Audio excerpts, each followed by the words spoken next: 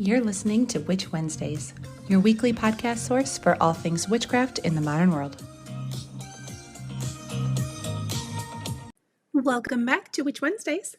I'm Steph, and you are listening to the first episode of Season 4, which is 2023. Welcome. And before we get started into any sort of topic, there are a couple of housekeeping things, and that is mainly my voice. So I am getting over a cold, sinus infection of some sort. I went over to my house and was doing some cleaning of all of the construction dust and got myself super sick from that. And I am slowly recovering. So I sound terrible. And thus it is going to be a short episode, but I at least wanted to have an intro episode for the season. And as you probably heard, I did not then record a new intro. Usually at the start of a new season, I record a different introduction to the podcast, which is like the first 30 seconds or so. And I am just using what I had for season 3. It's always the same song, but sometimes say things like a little bit differently. And I had every intention of recording a new one for season 4 to sort of distinguish the episodes. But I decided that my voice sounding the way it is not what I want at the beginning of every episode for this entire year. So I will be recording those and then replacing it at some point. But today is not that day. Thankfully, there is a lot coming that was pre-recorded because I was able to record some episodes with people that was before I got sick. So I will sound normal in them. So next week we are having all about the menstrual cycle and blood magic with Leslie Draffin. From the Light Within podcast. The week after that, we're going over all kinds of updates with Asada de la Cruz, who was here last year, and she's going to talk more about diving into her practice as a Black and Indigenous woman and how that has changed for her in the last year, and really finding a sense of herself and community and her ancestors. And then after that episode, I'm going to have either in bulk. I don't know that I'm going to do Sabbath episodes this year. I'm going to see what your feedback is. Let me know if you want Sabbath episodes this year. I feel like I've covered a lot of stuff, so if I don't have enough information for an in bulk episode, I am just going to skip it, in which case you will be hearing from Fauna over at Cats, Tea, and Witchcraft, and we are talking about the idea of advanced witchcraft and what that means. And of course, if I do an episode in bulk, her episode will be the first one in February. So lots of fun stuff. Those 3 were pre-recorded. Thank you to those 3 witches. I really appreciate that we were able to do that in December. So that will be ready to go and my voice will sound normal. And hopefully in a couple of days I will feel better and be able to do videos and have everything up over on Patreon and YouTube in normal order and sounding order. But speaking of letting me know about in bulk, I do want to remind you that the survey is still open. So I did put up a survey for both Patreon and for the podcast of what you want to hear about in 2023 and who you would like to hear from as far as other witches to interview. So that survey is still up, and I am also still compiling the answers. So feel free to keep submitting. And if I haven't responded to you yet, you put in a request that you want to be a guest, and I have not sent you an email yet for booking that. Just know that I'm still working on compiling those answers, and that will be coming soon. So for the rest of this episode, I feel like this is going to be a short topic, but it is something that came up on the survey, and that was to have a place of sort of combining beginner information and compiling all those things together, and generally having refreshers on that, because it has been many years of content and things are constantly changing and we're learning new things, forgetting the old stuff. So that is something that I wanted to go over today, and that is building a spell, because we have gone over lots of different correspondences and ways to practice, but going over how to build a spell from beginning to end is something that I think is a good reminder of. And I am going to talk about a few spells for beginners that I think you can dive in right away with. So first of all, back to the beginning. A spell is manifesting an intent, bringing about something through the use of energy. And spells are completely unique to the witch casting them. So whatever I say, just know that you should follow your own intuition as far as what you need and what you should be using, and everything that I'm going to say is just a general guideline. The first step to beginning a spell is absolutely your intention. Everything else comes from your intention. Ask yourself, what do you want and why? And ideally, you want to get as detailed with that answer as possible. So if you have to keep digging down and asking yourself why, maybe 5 or 10 times until you get to the root, that is actually ideal, even if it takes some time. You really want to know what it is that you are trying to get out of this and why you want it. And you also want to, at that time, figure out exactly what kind of magic that is, because there are a lot of different options where that could sort of fall under. So is it prosperity? Is it love? Is it health? Health is a big one at the beginning of a new year. And figuring out your intention will help you figure out what kind of magic it is. After you set your intention, I want to remind you that you really don't need anything. All you need is yourself and your energy, and that is absolutely enough. So everything else that I'm about to mention right now is completely optional. But the next step is to figure out what kind of spell you want to perform and what is the timeline of that. So there are a lot of different spell styles. We've gone over this on the podcast many, many times, and I have shown specific examples over on Patreon and YouTube. But you can use candles, you can use jars, you can make charm bags, so many different types of spell styles. Some are suited to particular types. So for example, a jar spell that is going to contain that energy and keep it there. So you don't want to do something negative and then hold onto that jar sitting in your bedroom, because you're holding onto that energy in that jar in your room, and it's something negative. So lots of different options, and witches are going to be drawn to different ones for different workings, and just based on what they enjoy. Some people really enjoy using candle magic for absolutely everything, and I love a good candle spell, so I understand that. And you can, if you want to just focus on candle magic for every spell, that is an option as well. There are different elements associated with different intentions, so that is another way to sort of decide which way you're going to go and what sort of style that you want to pick. Fire is usually associated with motivation, force, passion, vitality.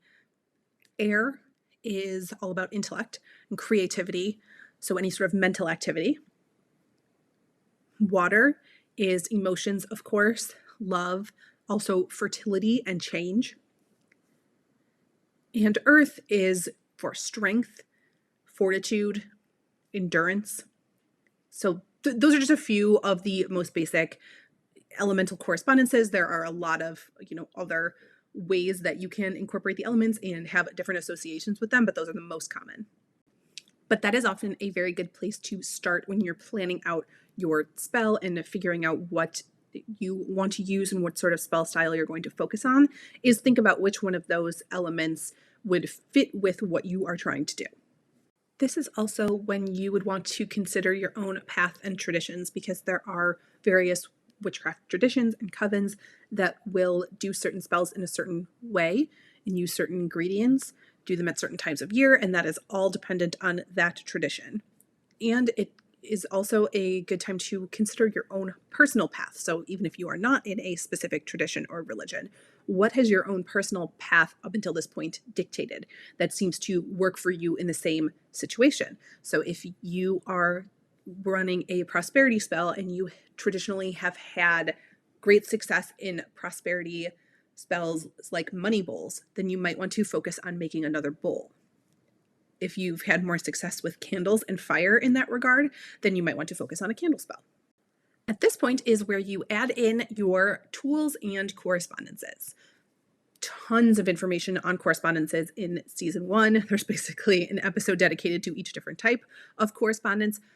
But the important thing is working with what you have. You do not need to go out and buy new things for every little spell. You can use substitutions. You can decide not to use them at all, but really focus on what you have in your collection that you can associate with the intention of this spell. So herbs are an option. I love using herbs in my own practice. Crystals, of course. I have talked about my love of crystals pretty much every episode. You could use sigils, colors. You could even use tarot cards or oracle cards. Those are all considered different correspondences that you can incorporate into your spell work. Just think about what is calling to you and then look up why that might be. So you might not be familiar with every crystal or every herb, but if you feel something in particular calling to you when you're setting up your spell and thinking about what you might want to use, that's a sign that your intuition is at work and asking you to look more into, let's say, peppermint. If you are feeling called to use peppermint, get a guidebook or, search on Google and figure out what peppermint is associated with and why your intuition is calling you to use that in that particular spell. Next is the timing of the spell. Not always necessary, because sometimes we just want to do that right then and there, and I understand that completely. Other witches really like to focus on the timing and find it more effective if they do so. Different timing that you could pick would be days of the week, the moon phase, the particular time of day, or a specific zodiac sign, whether the sun is in that zodiac sign, which it is over like the course of about a month, or whether the moon is in that zodiac sign, which it is about the course of every 2.5 days. I personally like days of the week. I find days of the week have different associations for me, so I usually am able to wait until the particular day comes up that I need. But there have been times where I just want to do the spell and I feel the need to do it that day. So even if the correspondences of that day don't line up exactly, I will just sort of ignore that portion of it and focus on the other elements that I have going with my spell and just not worry about the day of the week. It really is just an added layer and not a necessity. Next, consider whether you want or need assistance. So this is usually deities or ancestors. And that depends who you have a working relationship with. If you would like to start one, it is a good idea to start that before you call on them to help you with the spell, because it's, like establishing a friendship. You don't just outwardly ask a stranger for a favor. They're unlikely to do it. So deities and ancestors want your respect and your companionship relationship. So if you have those sort of relationships in place, then consider whether there is a good deity or ancestor that you work with that might be helpful in this particular spell. And if there is, this would also be a good time to think about what you're going to offer them in return for that help. And the last step in the planning sort of pre-process is to plan your time and space. It is ideal, at least I find, to avoid interruptions if possible. That is not possible for a lot of people, but I find it helpful if there are specific times of day where the house is going to be a little quieter, if it's possible to turn off notifications on your phone or leave the phone outside of the room that you're in. There are plenty of things that you can do that don't require, full focus and would be okay with like a little interruption. But I personally find that my spells manifest better if I am able to focus. And like I have mentioned, there is a huge range of spell work from very simple 30-second spells all the way up to a couple of hours a day spent on ritual, and you can fall anywhere on that spectrum. So it doesn't have to be a 2-hour time chunk where you're going to have no interruptions. I'm talking maybe 3 minutes. And if you can find that uninterrupted time, you are going to want to gather your supplies. Make sure you clean the space. You don't want any of the clutter, either visually. You don't want any dirt, and you don't want any off-putting energies in that space. So you want to make sure you physically clean it and energetically clean it. And of course, if it calls to you, casting a circle, that was one of the very first episodes as well. Some traditions call for casting a circle anytime that you do any kind of spell. Some witches prefer to do it every time. Some never cast a circle. I almost never cast a circle. It is considered, for protection, but also a great way to sort of contain your energy. If you are not quite used to energy manipulation, it will contain your energy within that circle until you are ready to release it out into the world. So it is a great tool for beginners as well. And before you start any spell work, you always want to center and ground. So that is coming to a place where you can visualize your own energy flowing throughout your body and to center that within your body in some way so it is ready to be manipulated into the spell work. And grounding, I always recommend. For me, I use earth energy. But like I've mentioned before, you can get energy from a lot of different sources, but your own energy is a finite resource and can very, very easily get tapped out. So if you ever feel very lethargic after doing spell work and just really run down, that is a sign that you are using way too much of your own energy and you don't know how to replace it. So you really want to master grounding. For me, that is pulling earth energy up from the ground, using that in my spell work to mix with my own energy. And then if I have too much at the end, pushing it back down into the ground so I am at a balanced, neutral level. I think that is an essential skill. And while I am doing all of that centering, grounding, cleaning, casting a circle if I need to, I am setting that intention every step of the way. So I don't wait until I am lighting the candle or the very moment where I'm going to release the energy. I am keeping that intention at the forefront of my mind every step of the way because I feel like that just makes it more powerful and makes the universe more secure in knowing exactly what it is that I am asking. People set their intentions and keep them at the forefront of their mind in very different ways. Some people are very visual, where they can visualize the exact outcome in their mind and they don't need anything else. And some people are not that great at that. So verbal is a great way to do it. You just speak the words out loud. They don't have to rhyme. You are just speaking out the intention and what you are trying to achieve. Some people would rather write that down. Some people would rather draw pictures of what it is. There's no right or wrong way to do that. It's just whatever makes it easier for you. From there, it is all about raising that energy and then directing it into the spell. So for example, for a candle spell, you are centering, grounding, visualizing that exact outcome of the intention that you want, and then directing the energy that is in your body that you are raising it, and can be raised in different ways. Again, some people just visualize, but some people find their energy raised by music, by drumming, by chanting, by movement, lots of different ways to raise energy. And then you want to direct it into your spell. So for me, that is physically leaving my hands and going into that candle. And I visualize that going into that candle flame as it's burning down. We want to spend some time with it, and that is how much time that you have. Every spell is going to be different. You will feel called to spend different amounts of time with different types of spells. That is perfectly fine. But spend at least enough time that you are clear on your intention and you feel that you have clearly communicated that to the universe. And then you are going to want to close the spell in some way. For Wiccans, you are probably familiar with the phrase, "so mote it be." That's a very popular way to close the spell, but you can just as easily say, "the spell is complete. I send this now out to the universe." It does not have to be anything specific. It could be snubbing out the candle. That is your way of closing the spell. Just letting it know that it's not, sort of lingering in the room, that you are ready instead to send that out into the universe.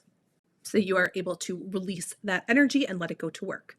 And then, like I said, grounding, again, that is something that I do at the end of every spell, just so I remain balanced and don't have an excess of energy running wild. I know it's popular to think that that might be the end there, but it is, of course, not. After you complete the spell, I always recommend writing things down. I will write things down along the way so I don't forget, but at the end especially, it's important to write down the things like the correspondences that you used, any wording that you used, the time of day, all of those things, because it's so much easier to go back and figure out what went right or what went wrong if you have it all written down someplace. So if it finally does manifest, you are able to go back and see, this is everything that worked. And if it wasn't, didn't manifest quick enough, you can see what you would need to change maybe in the future to make it manifest on the right timeline. And also, if it went completely wrong and you need to undo it, you can then go back and do exactly opposite of what you did in order to undo that spell. So I find it really important to write everything down. The only time I don't write it down is if it's a spell that I have done numerous times and I have sort of perfected it and do it the same way every time. I don't feel the need to write that down. I just write a note in my planner what day that I did it. And in my head, I know that I used the same crystals and herbs and candles that I always do. And of course, then it is time to take the mundane steps, which is probably the least fun part of spell work. But for example, if you are doing a spell this time in January to get healthy, to help yourself eat healthier or develop more healthy habits, exercise more. You have to go out and do the mundane work. You have to buy the salad and the fruit, and you have to go for the walk. You can't just expect the spell to do all of the work for you. You have to make some of that mundane effort. Now then, some spells for beginners. And of course, I want to address why I would consider these spells for beginners. And the main reason is that I think you can do everything that I am about to list with some very basic skills. As long as you have that energy manipulation down, I think you would be ready to jump into these things that I am about to say. And there will be a episode upcoming, like I mentioned, on what does advanced witchcraft mean, that I am doing with Fauna, and we go over some of these things where advanced and beginner mean different things for different people. But there are some spells that I would consider more advanced just because you have to know more background information. You have to do more basic work and acquire more skills. Whereas these, I would think, like if you are itching to get started and you have just, got the energy manipulation thing down, then you're ready to jump into these. And for any of these, if they don't work, there's really no backfiring or anything, negative that could happen. They simply just won't work. So that is absolutely not the end of the world. Where there are some spells that there could be something negative, there could be something that backfires, and you would have to know how to sort of undo that. But for these, if they don't work, they don't work. Then you just try something else the next time, but there's not really anything bad that's going to happen. So with that said, the first one that I think is a good spell for beginners is knowing how to cleanse yourself and your energy. And the way that I do that is in a shower.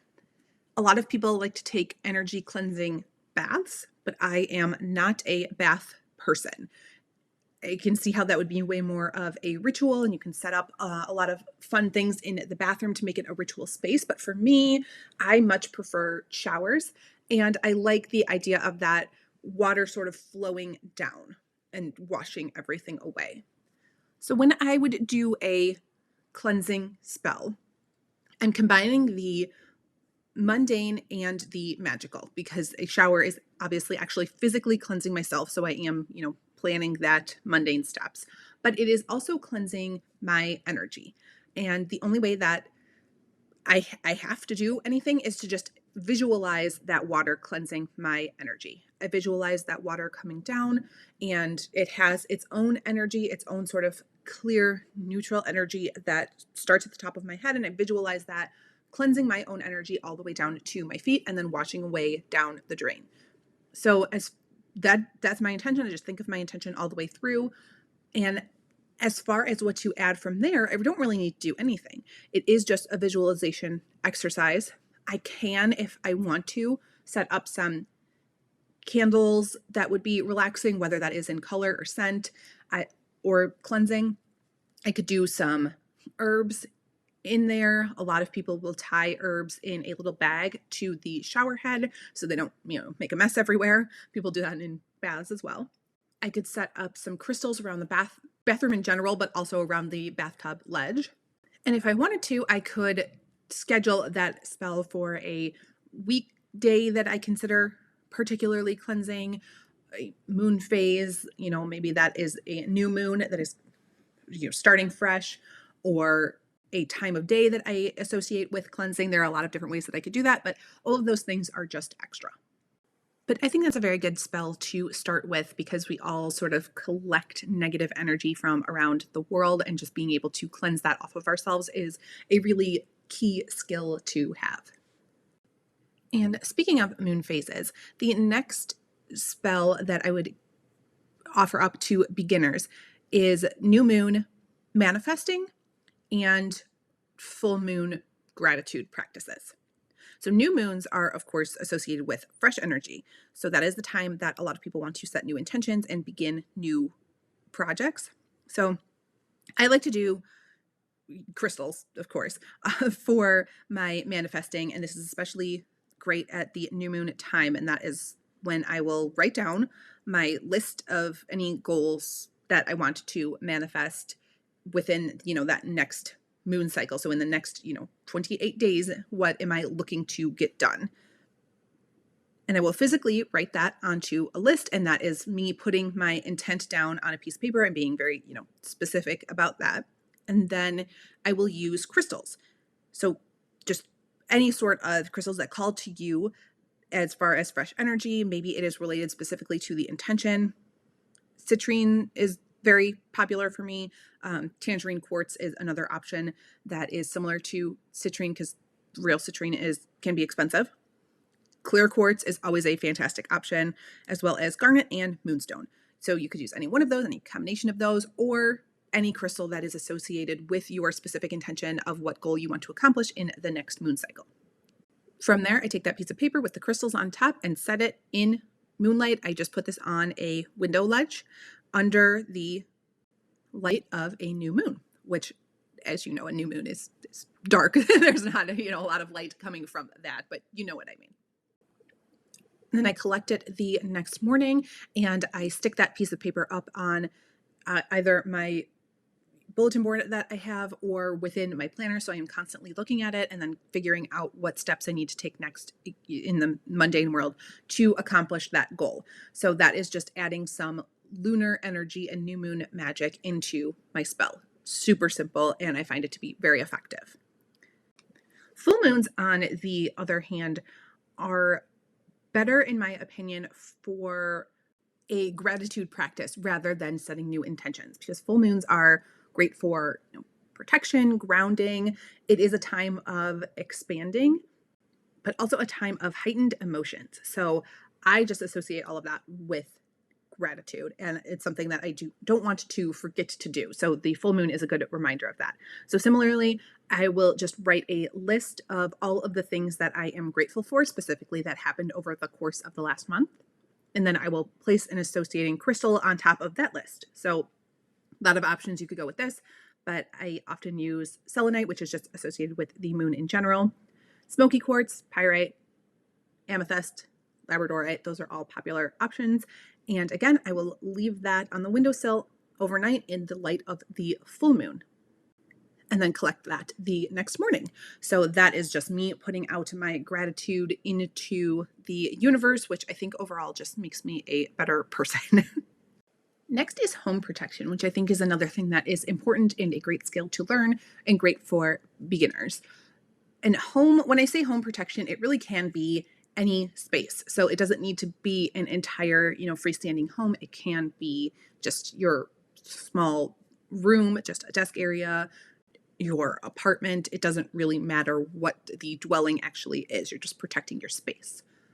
The two ways that I love to do that are stovetop potpourri and candles. So I think everybody is familiar with the idea of stovetop potpourri, but that is where you have a bunch of herbs and spices, different fruits and things in a pot on your stove. You add water and you let that gently simmer for hours, and it diffuses your whole space with a great scent, but also with the magical energies of anything that you have included in that pot.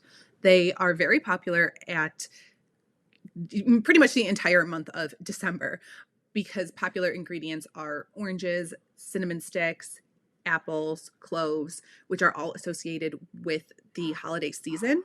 But you absolutely can use them year round, and you can switch out the ingredients to match your specific intentions. And there are a lot of ingredients that are associated with home protection, and I simply change them out based on the season. So in the winter months, I might use more oranges, whereas in the summer months, I might use more lemons, because those two scents, to me, even though they are both citrus, they are associated with different protection at different times of year. But in that case, all you would do is hold on to each ingredient before you add it to the pot and focus your energy into that ingredient and let it know why you are using it and what your intention is. So instead of just throwing everything in, you are spending time with each one individually and picking out its specific properties, letting it know what you would like it to do. And then add those into the pot, add the water in. And it's great because you really are using all of the elements in the spell. You're using the water, you're using the earth energy of your ingredients, you are using the fire energy of the stove, and you are using the air energy of, once that steam is moving throughout your house and making it smell, that is associated with the air element. And since it really is reaching all of the corners of your space, that is a great way to ensure that that home protection is sort of reaching everywhere. And this is something that you can do regularly. I also like candle spells for protection, and candle spells can be used to protect a wide variety of items, persons, but also your home. So for this, you just need a candle in the color that you associate with protection. A lot of people like white or black. Both are associated with protection in different ways. But if there is a specific color that calls to you that you feel is very protective energy, you can use that as well. And you will need a tool to carve into the candle, plus a candle holder and something to light the candle with. To do this spell, you just need to, of course, center, ground, be ready to manipulate that energy, and then start at the bottom of the candle and spiraling all the way around to the top. You write out, this house is protected, or this room is protected, this apartment is protected, whatever space it is that you are talking about. Then you set the candle into the candle holder, light the candle, and say, as this candle burns down, the shield rises. This room is protected. And then allow the candle to burn down completely. And that would be signaling the end of the spell once that candle burns out. That is a very common candle spell. I have seen that all over the place, but it for a reason, because it works. It is easy to adapt because you can write whatever it is that you want to protect onto the candle. And note that it doesn't have to be a particular size. So if you are able to, write small, then you can use a smaller candle and it will burn out quicker. So that's less time that you have to sit there with that candle. So if you don't have a lot of time, you can make sure to use something smaller so it fits within your ritual time. And the last spell for beginners that I think might be helpful is to create a sleep aid charm bag, because these are also very simple to construct and can be very useful, because I know a lot of us have issues with falling asleep, staying asleep, having strange dreams. So having a charm bag under your pillow can be really helpful for that. All you need is some sort of small bag that in a color that you associate with restfulness and relaxation and dreaming. Purple is very popular for this, but it does not have to be. And then you choose your ingredients to, again, match your intention. So if you are going for a restful sleep aid, that would be lavender. A lot of people associate lavender with restfulness and sleep. If you're going more towards lucid dreaming and being able to control your dreams, mugwort might be a good option in there. You can also use crystals. Amethyst is associated with restful sleep. And you might also want to include some sort of sigil in there that you associate with sleep. For myself, I will use an herb blend. It usually does include lavender that I associate with sleep. I will add in the amethyst crystal, and I will take a slip of paper and write down in present tense what I want. And that is usually, I fall asleep quickly, I stay asleep for 7 hours, I wake feeling rested, and then I add that piece of paper into my sleep aid bag. So all along the way, I am infusing my energy and my intention into each object before I place it into the bag, being really sure to focus on the intention and sealing that energy in there. And once I seal the bag, I will place that underneath my pillow or right next to my side of the bed. And it just hangs out there as long as I feel like it is working. And if it suddenly I am not sleeping great, I feel like it's not working anymore, all I need to do is just refresh that bag, and I can sort of cleanse all of those ingredients and use them all over again to sort of put my energy into that bag. So those are the 4 that I would think are really great for beginners, but I'm going to be over on the Discord server today. So if you have not joined, that is free. Come join the conversation and we can chat about what other spells you would think are ideal for beginners. And then if you have any questions about these 4, do let me know over there and I will be in there answering those. But that is everything that I have for this episode. Thanks for dealing with my voice, which is very much going out now. And like I said, the next couple of episodes will be back to normal. They just aren't going to have the new intro on them yet until I am ready to record that, but hopefully soon. That's everything for this week. I will see you in the next one. Need even more? Subscribe to Patreon and YouTube for exclusive bonus content. Order a themed witchcraft box every month through Witch Wednesdays on Etsy. Be sure to follow on Instagram at Witch Wednesdays Podcast. Find all these links and more at witchwednesdays.com.